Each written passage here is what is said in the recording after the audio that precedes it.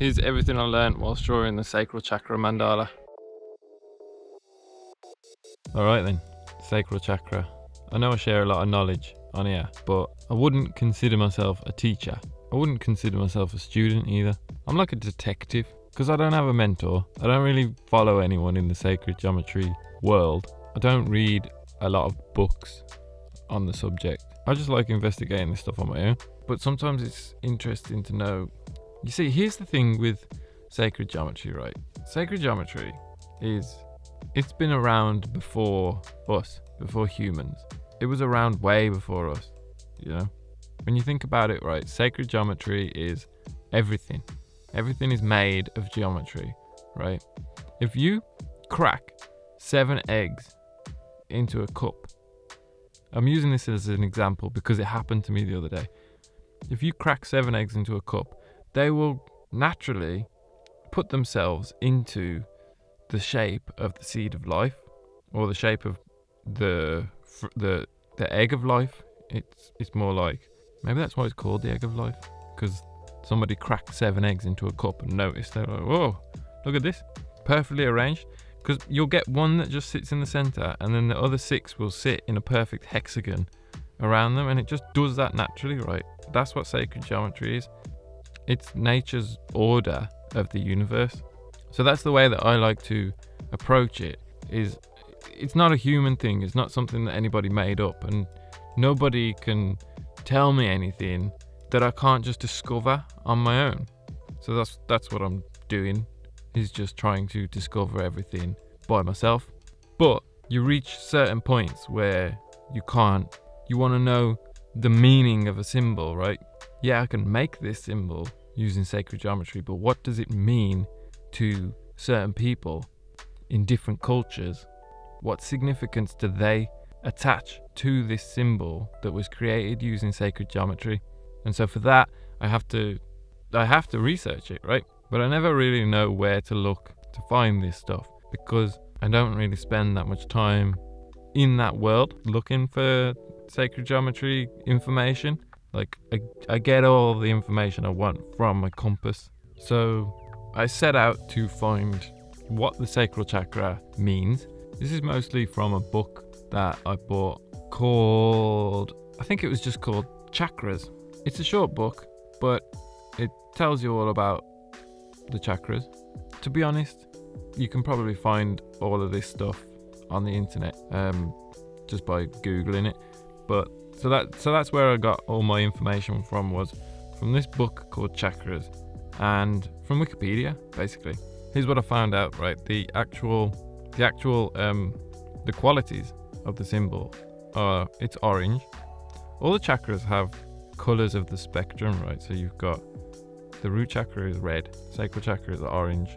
You work your way through the rainbow till you get to violet, and it's got a white crescent moon, like tilted on its side. So, well, it's not even tilted on its side, is it? Because when I see the moon here, it is like, you know.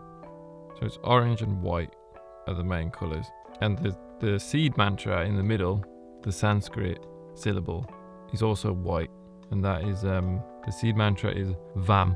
So it's like, so the mantra is Vam, right?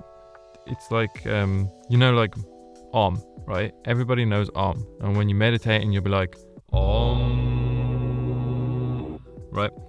So the mantra for this, if you're going to meditate on the sacral chakra, is Vam.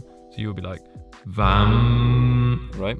And one who meditates on this apparently will get some amazing things, right? You'll obtain freedom from enemies.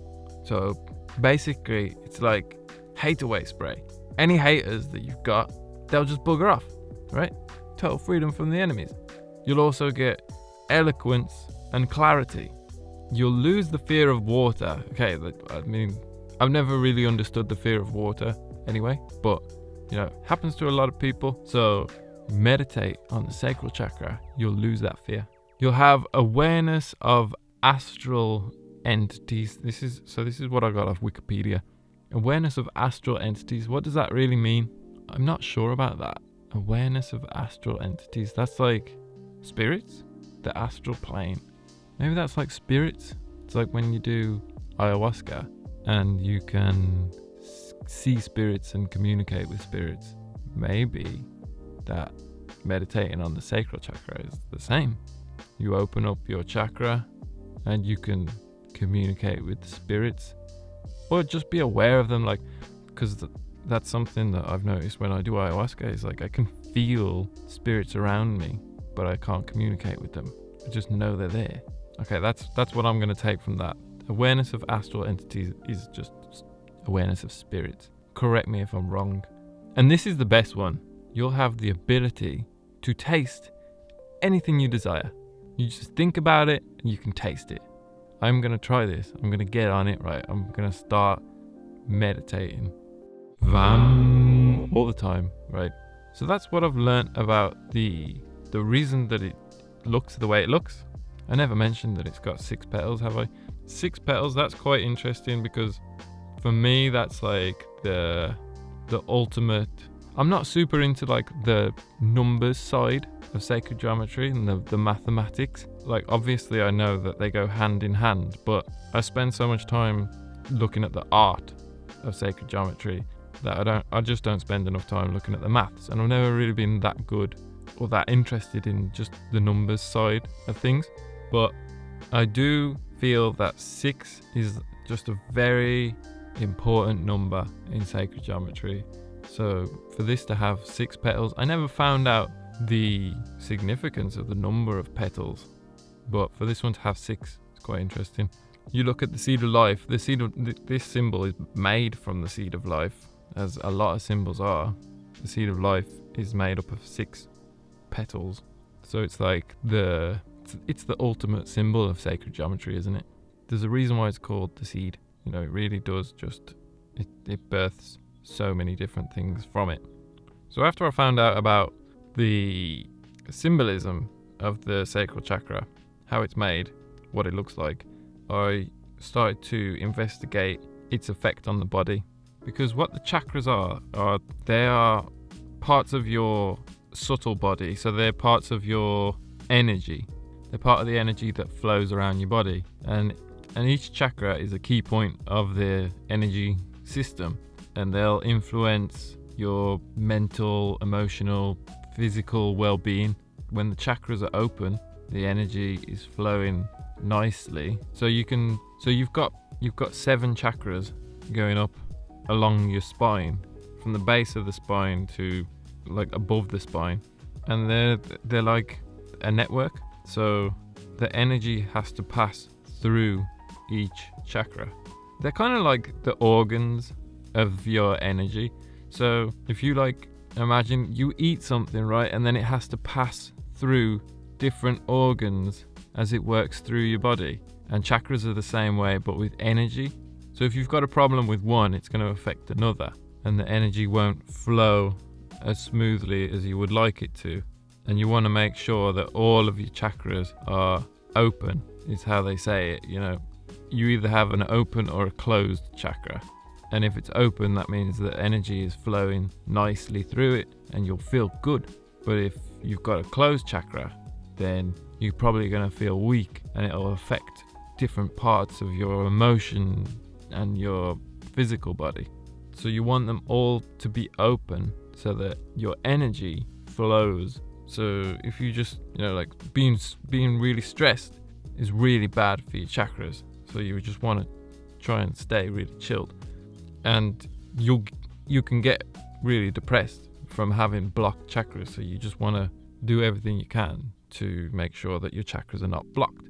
You want to make sure that they're open. So with the sacral chakra, when your chakras are open, this chakra affects like desire and pleasure and sexuality. So when this chakra is open, you'll feel compassion, and you'll have like balanced emotions. You'll be able to be more intimate and more passionate, more adventurous, more creative, and apparently you'll have more of a feeling of belonging. Like you'll be connected with the universe and feel like, you've got your place. When it's closed, it will give you issues with commitment, issues with relationships. You'll have difficulty expressing your emotions. You'll be less playful. You might have problems with addiction. You'll lack enthusiasm and motivation, and it will express itself in the physical part of your body by giving you lower back pain, hip pain, pain around where the chakra is located, which is just below your belly button. And apparently this gets blocked by guilt and fear. So it's best not to be scared, and it's best not to do anything that will make you feel guilty. That's what I always think, because I hate feeling guilty for anything. So I try and make sure that I never get myself in a situation where I will feel guilty. It seems to work for me. It's like lying.